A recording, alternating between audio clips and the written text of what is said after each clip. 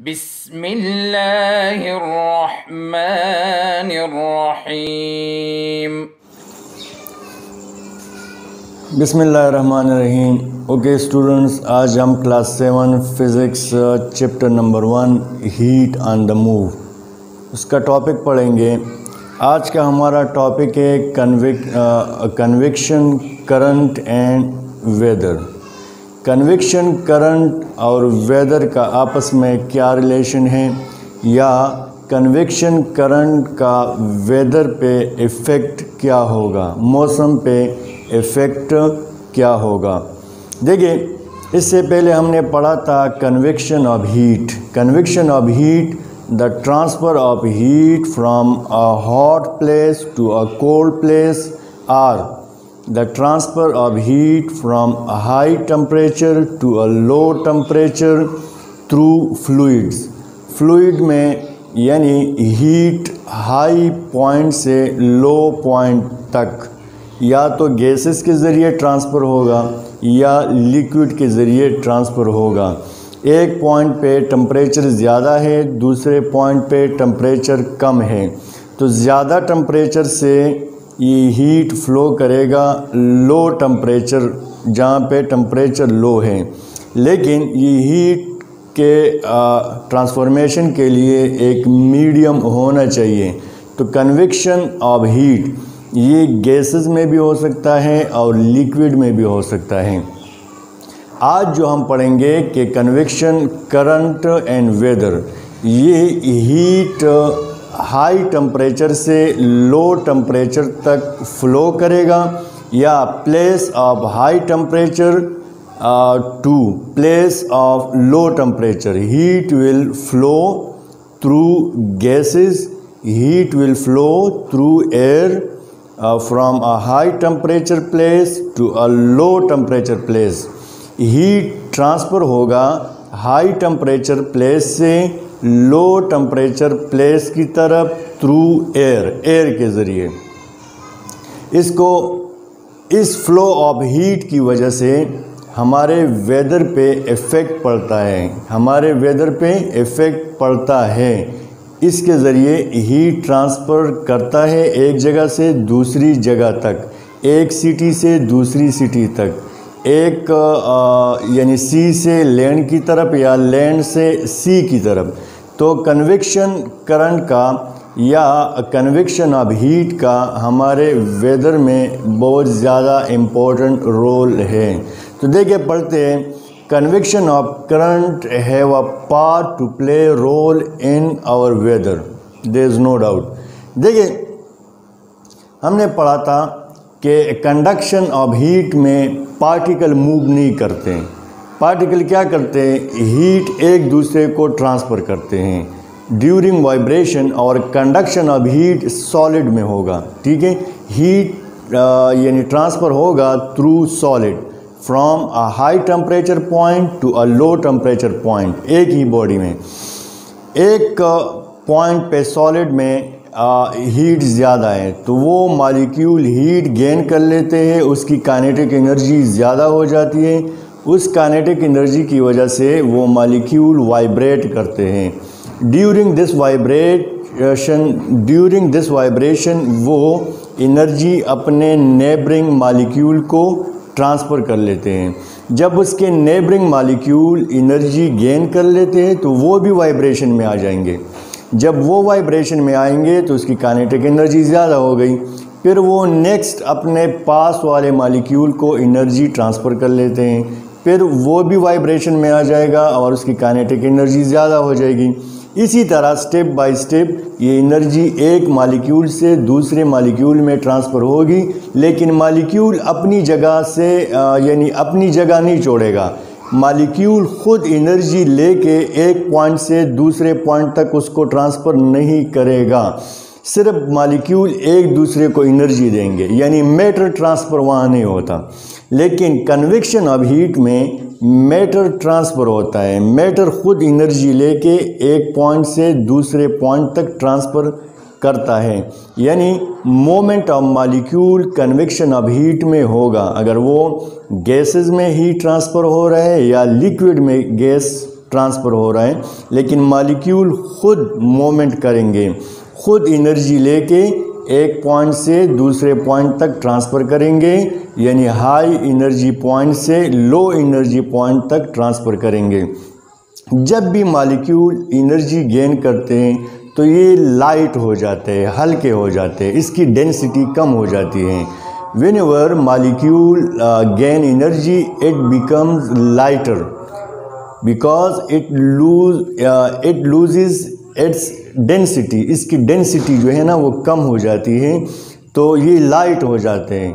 तो जो hot air है वो रेज करता है ग्राउंड से ऊपर चला जाता है हाइट, और जो कोल्ड एयर है उसकी डेंसिटी ज़्यादा होती है क्योंकि उसमें वाटर वेपर्स भी होते हैं, तो वाटर वेपर्स के ज़रिए उसकी डेंसिटी ज़्यादा होती है तो वो डाउन होते हैं, और जो गैस मॉलिक्यूल वो हॉट होते हैं, वार्म होते हैं, गर्म होते हैं, तो वो रेस करते हैं, ऊपर चले जाते हैं।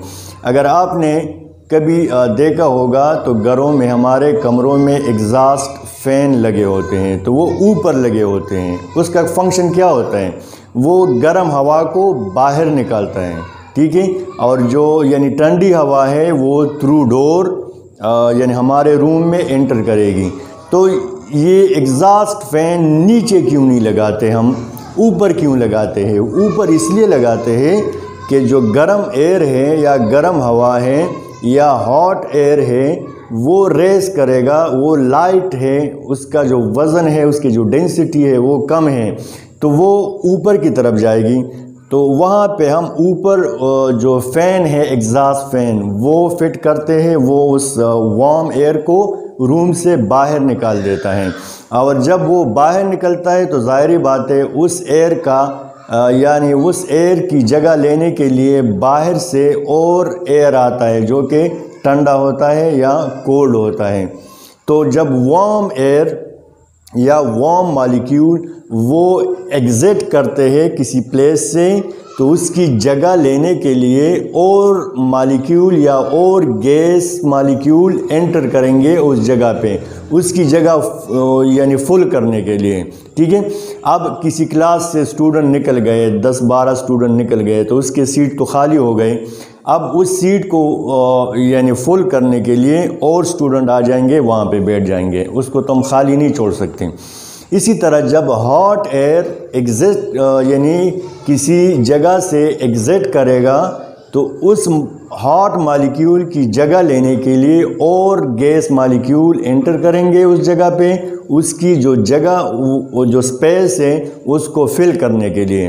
तो देखें अब ये जो हमारा आज का टॉपिक है ये आपके लिए इजी हो जाएगा इस एग्जाम्पल के साथ। देखें जिस तरह मैंने कहा कि कन्वेक्शन ऑफ एयर हमारे यानी वेदर में इसका बहुत ज़्यादा रोल है, बहुत ज़्यादा इम्पोर्टेंट रोल है। ड्यूरिंग द डे, दिन के दौरान जब सूरज निकलता है तो वो अर्थ को बहुत क्विकली वार्म कर लेता है, अर्थ को बहुत ज़्यादा गर्म कर लेता है एज़ कंपेयर टू सी के निस्बत दिन के टाइम जब सूरज की रोशनी पड़ती है तो वो हमारे अर्थ को सी से यानी समंदर से ज़्यादा अर्थ को क्विकली जल्दी गर्म कर लेता है, हॉट कर लेता है। तो जब अर्थ, ये लैंड और ये सी, अब देखते हैं कि किस तरह कन्वेक्शन ऑफ जो यानी करंट है या कन्वेक्शन करंट और वेदर का आपस में किस तरह रिलेशन है। तो देखें this is sea and this is land, ठीक है। अब दिन के टाइम सूरज इस अर्थ को जल्दी क्विकली वार्म करता है, गर्म कर लेता है। तो जब ये गर्म हो जाता है लैंड, तो यहाँ जो एयर है, एयर के मॉलिक्यूल, तो ज़ाहिरी बात है वो भी वार्म हो जाते हैं, वो भी हॉट हो जाते हैं। और जिस तरह मैंने कहा कि जब मॉलिक्यूल, गैस मॉलिक्यूल गर्म हो जाते हैं तो उसकी डेंसिटी कम हो जाती है, वो लाइट हो जाते हैं, हल्के हो जाते हैं, तो वो गैस मॉलिक्यूल ऊपर चले जाते हैं, क्या कर लेते हैं, ऊपर चले जाते हैं। तो जब ये ऊपर चले जाते हैं तो इसकी ये जो स्पेस है, जगह, उसको फिल करने के लिए जो सी के मालिक्यूल है, जो कि यानी हैवियर है, जो कोल्ड है, जिसकी डेंसिटी ज़्यादा है, इस मालिक्यूल की जगह लेने के लिए इस सी मालिक्यूल ये यहाँ ट्रांसफ़र हो जाते हैं। ये सी मालिक्यूल ये यहाँ ट्रांसफ़र हो जाते हैं, चूँकि गैस मालिक्यूल रेज हो जाते हैं, ऊपर चले जाते हैं, क्योंकि वो हल्के होते हैं, लाइट होते हैं, ड्यू टू हीट, टेम्परेचर की वजह से गैस के मालिक्यूल लाइट हो जाते हैं, उसकी डेंसिटी कम हो जाती है, तो वो रेज ऊपर चले जाते हैं। और उसकी जगह फिल करने के लिए सी समंदर के जो यानी एयर हैं या एयर मालिक्यूल हैं, वो लैंड की तरफ वो ट्रेवल करते हैं, तो ब्रीज, हवा जो है, ब्रीज, वो समंदर से दिन के टाइम समंदर से क्या लैंड की तरफ यानी फ्लो करेगी, और लैंड के जो यानी एयर है वो लैंड से समंदर की तरफ ब्लो करेगी। जब ये मालिक्यूल यहाँ आएंगे तो इस गैस मालिक्यूल की डेंसिटी ज़्यादा हो जाएगी। जब ये लैंड से उड़ के समंदर की तरफ ये मालिक्यूल आएंगे तो यहाँ पे ये डेंसिटी गेन कर लेंगे। ये क्या कर डेंसिटी गेन कर लेंगे। तो जब डेंसिटी गेन कर लेंगे तो ये दोबारा यानी यही गैस मालिक्यूल जो लैंड से समंदर की तरफ गए हैं, ये जब लैंड से समंदर की तरफ जाएंगे तो वहाँ पे ये डेंसिटी दोबारा गेन कर लेंगे, ये ठंडे हो जाएंगे, तो ये दोबारा यानी सी से लैंड की तरफ ट्रेवल करेंगे। और जब ये यहाँ पे आएंगे, चूँकि यहाँ पे हीट ज़्यादा है, तो ये जो कोल्ड मालिक्यूल है जिसकी डेंसिटी ज़्यादा है, ये यहाँ पे हॉट हो जाएंगे, गर्म हो जाएंगे। तो जब ये गर्म हो जाएंगे तो ये दोबारा ऊपर चले जाएंगे और दोबारा सी की तरफ जाएंगे, और इसकी जगह फिल करने के लिए सी से गैस मालिक्यूल लैंड की तरफ आएंगे। ठीक है, जब लैंड की तरफ आएंगे तो ये क्या होंगे, ठंडे होंगे, लेकिन यहाँ हीट की वजह से ये दोबारा गर्म हो जाते हैं, और जब गर्म हो जाते हैं तो हल्के हो जाते हैं, डेंसिटी कम हो जाती है, तो ये दोबारा ऊपर की तरफ उड़ेंगे और सी की तरफ जाएंगे। तो इस तरह ये करंट ये फ्लो ऑफ एयर मालिक्यूल, इसको हम करंट कहते हैं, फ्लो ऑफ एयर मालिक्यूल। ये करंट कंटिन्यू रहेगा। सी से समंदर से बारी मालिक्यूल लैंड की तरफ आएंगे। यहाँ चूँकि टेम्परेचर ज़्यादा है, ज़मीन गर्म है, तो यहाँ पे ये सी के मालिक्यूल यहाँ दोबारा गर्म हो जाएंगे, ऊपर चले जाएंगे, डेंसिटी कम हो गई, लाइट हो गए। तो जब ऊपर जाएंगे तो दोबारा सी की तरफ जाएंगे, यहाँ से यहाँ पे ये दोबारा डेंसिटी गेन करेंगे। ठीक है, कोल्ड हो जाएंगे, कोल्ड हो के दोबारा लैंड की तरफ आएंगे, यहाँ जब आएंगे तो दोबारा गर्म हो गए। तो इस तरह ये प्रोसेस चलता रहता है। सो ड्यूरिंग द डे, दिन के दौरान, breeze blow from sea to land, हवा समंदर से ज़मीन की तरफ चलेगी, या the breeze will blow from sea to land. ठीक है, तो ये तो दिन का हुआ। अब नाइट को क्या होता है, जिस तरह दिन के दौरान सूरज ज़मीन को जल्दी गर्म करती है, इसी तरह जितनी जल्दी ये ज़मीन गर्म हो जाती है, रात को ये ज़मीन उतनी ही जल्दी ठंडी भी हो जाती है, एज़ कम्पेयर टू सी के मुकाबले में। जो यानी समंदर है या वाटर है वो गर्म होने में टाइम लेता है, इसी तरह वो ठंडा होने में भी टाइम लेता है, लेकिन अर्थ जो है वो जल्दी गर्म भी हो जाता है और जल्दी यानी ठंडा भी हो क्या होगा, यानी कोल्ड होगा। Land quickly get warm and land quickly become cold, जल्दी गर्म होगा, जल्दी ठंडा होगा। इसी तरह सी जो है वो जल्दी यानी हीट अप नहीं होगा और जल्दी यानी कूलर भी नहीं होगा, टाइम लेगा। तो रात के टाइम ये ज़मीन जल्दी ठंडी हो जाएगी और ये समंदर थोड़ा टाइम लेगा यानी ठंडा होने में। तो अब this place is cooler and this place is hotter during night. अब क्या करेगा, पहले तो यानी यहाँ पे जो मालिक्यूल थे, गैस मालिक्यूल, चूँकि यहाँ हीट ज़्यादा था तो ज़्यादा हीट की वजह से इसके मालिक्यूल हल्के हो गए, लाइटर हो गए, इसकी डेंसिटी कम हो गई, तो ये ऊपर की तरफ गए। और ऊपर से जिस तरह हमने कहा था कि कन्वेक्शन ऑफ हीट में हॉट प्लेस से कूलर प्लेस की तरफ हीट फ्लो करेगा, तो ये प्लेस हॉट है और ये प्लेस कोल्ड है। ये हाई टेम्परेचर एरिया है, ये लो टेम्परेचर एरिया है सी। तो हाई टेम्परेचर एरिया से गैस मालिक्यूल हीट को लेके लो टेम्परेचर एरिया की तरफ फ्लो कर रहे हैं, ठीक है, लो टेम्परेचर एरिया की तरफ फ्लो कर रहे हैं। अब यहाँ देखें, अब ये जो सी है ये हाई टेम्परेचर एरिया है नाइट, ड्यूरिंग नाइट, और ये लैंड ये लो टेम्परेचर एरिया है। तो सी से मॉलिक्यूल फ्लो करेंगे लैंड की तरफ, सी से मॉलिक्यूल फ्लो करेंगे लैंड की तरफ। जब यहाँ आएंगे तो इसकी डेंसिटी ज़्यादा हो जाएगी, ये मॉलिक्यूल ठंडे हो जाएंगे और ठंडे हो के ये दोबारा सी की तरफ फ्लो करेंगे। तो दिन के यानी रात के टाइम ये प्रोसेस रिवर्स हो जाता है, रात के टाइम ये प्रोसेस क्या हो जाता है, रिवर्स हो जाता है। तो रात को the breeze blow from land to sea, the breeze blow from land to sea, और दिन के दौरान the breeze blow from sea to land, the breeze blow from sea to land, क्योंकि दिन के दौरान हाई टेम्परेचर एरिया लैंड है और लो टेम्परेचर एरिया सी है। रात के दौरान लो टेम्परेचर एरिया लैंड है और हाई टेम्परेचर एरिया वो सी है। तो हीट कहाँ से फ्लो करेगा, हीट हाई टेम्परेचर से लो टेम्परेचर की तरफ फ्लो करेगा।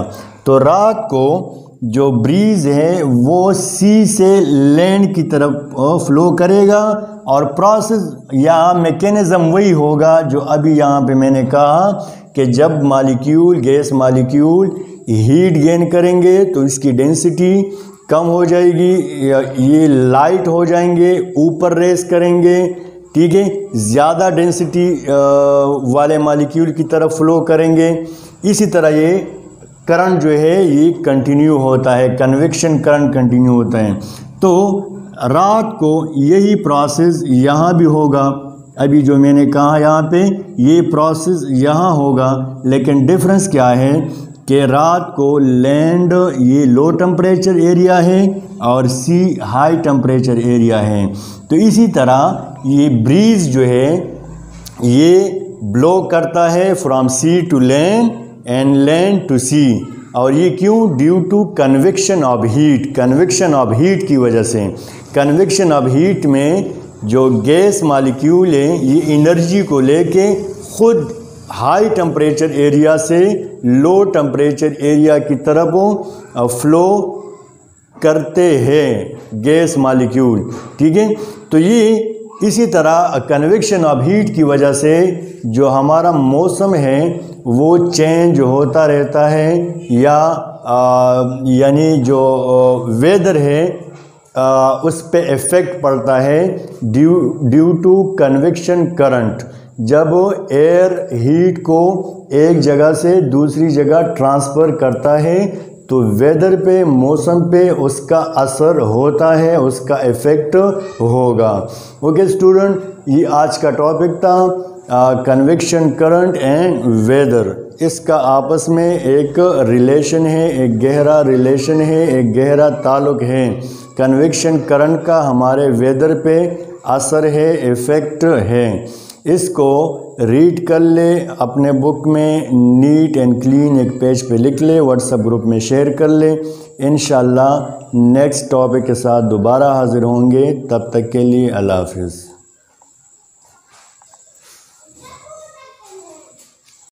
अल्लाहुम्मा अंफ़अना बिमा अल्लमतना वअल्लिमना मा यंफ़अना وزدنا علما.